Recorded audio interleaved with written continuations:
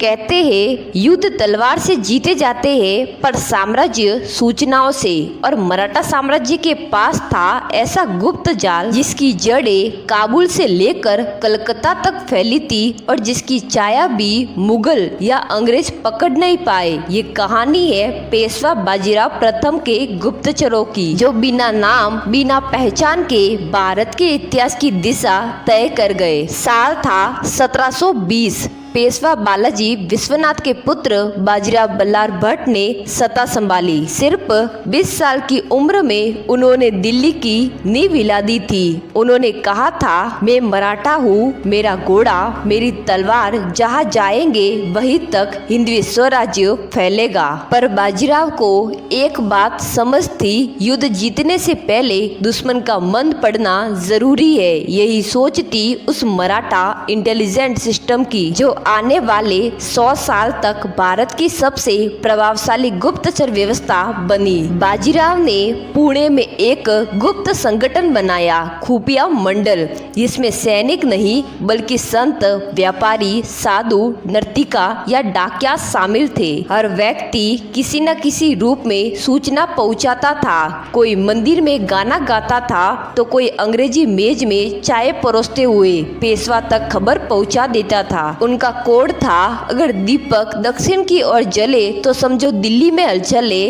इसे समझने के लिए रात के अंधेरे में साधु दीपक रखता था और दूर पर्वत पर सैनिक उसे देखकर संकेत भेजते थे। मराठा खुफिया जाल की सबसे रहस्यमयी शख्सियत थी बाई सुभद्रा। कहते हैं वह बनारस की एक नर्तकी थी जिसे बाजीराव ने खुद गुप्तचर बनाया था। वह मुगल दरबार तक पहुंच गई थी और वहां से नादिर शाह के दिल्ली पर हमले की खबर 2 महीने पहले पुणे पहुंचा दी। बाई सुभद्रा ने कहा, महल में नाचते हुए मैंने बादशाह की आंखों में डर देखा, युद्ध आने वाला है। इतिहासकार लिखते हैं, बाई सुभद्रा का नाम आज भी मराठा जासूसी की आत्मा माना जाता है। वह अपने संकेतों में गीत का इस्तेमाल करती थी। हर राग का मतलब एक संदेश होता था। सन 1737 में बाजीराव दिल्ली की ओर बढ़ रहे थे।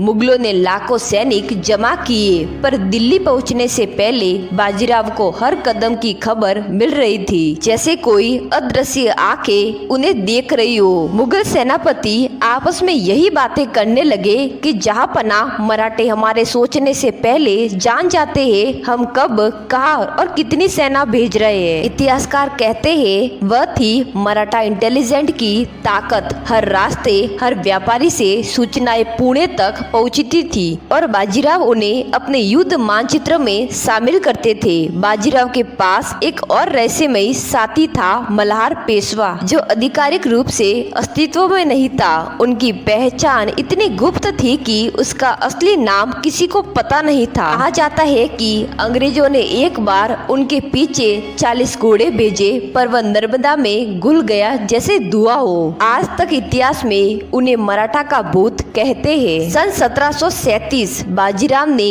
दिल्ली पर बिजली की तरह हमला किया। औरंगजेब के उत्तराधिकारी तक को भनक नहीं लगी, क्योंकि मराठा गुप्तचरों ने पहले ही मुगल काफिलों के रास्ते बदल दिए थे। दुश्मन गलत दिशा में निकल गया और बाजीराव ने दिल्ली की दीवारों पर भगवा फहरा दिया और उन्होंने कहा, हमने तलवार से नहीं बुद्धि से दिल्ली जीती है। ये दुनिया के इतिहास की सबसे तेज लाइटनिंग रेड मानी जाती है और इसकी सफलता के पीछे थी मराठा इंटेलिजेंट की चुपचाप चलती दुनिया। पर जैसे जैसे मराठा साम्राज्य बढ़ा, अंग्रेजों ने भी अपने एजेंट्स पुणे में भेजना शुरू कर दिया। कई गुप्तचर खरीदे गए, पर दोहरी भूमिका में चले भी गए। आज भी इतिहास कहता है, बाजीराव सिर्फ तलवार के बादशाह नहीं थे, वे दिमाग के सम्राट भी थे। उनके गुप्तचरों ने वह किया जो आधुनिक इंटेलिजेंट एजेंसियां भी दशकों के बाद कर सकी। बाजीराव के गुप्तचर नाम से नहीं, काम से जिए थे वो लोग। चेहरा नहीं, पर इतिहास में अमर हो गए।